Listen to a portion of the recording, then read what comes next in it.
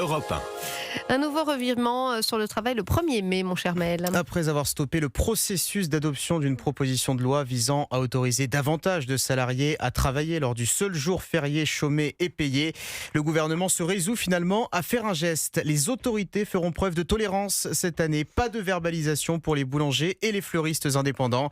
Un soulagement pour ces commerçants rencontrés par le correspondant d'Europe 1 à Lyon, Jean-Luc Boujon.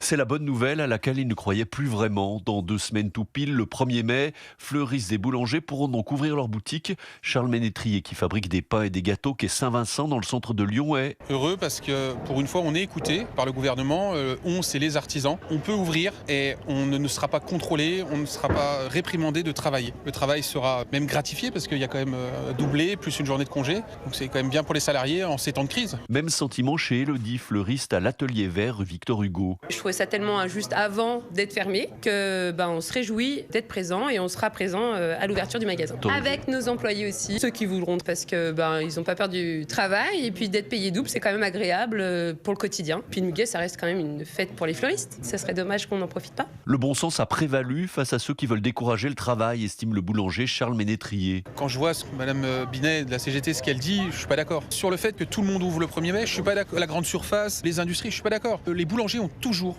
ouvert le 1er mai, sauf que c'était pas dans la loi. Et là, les règles sont claires, elles sont posées. Les professionnels qui attendent donc avec impatience le projet de loi annoncé par le Premier ministre pour cette année et applicable en 2027. Lyon, Jean-Luc Boujon, Europe 1.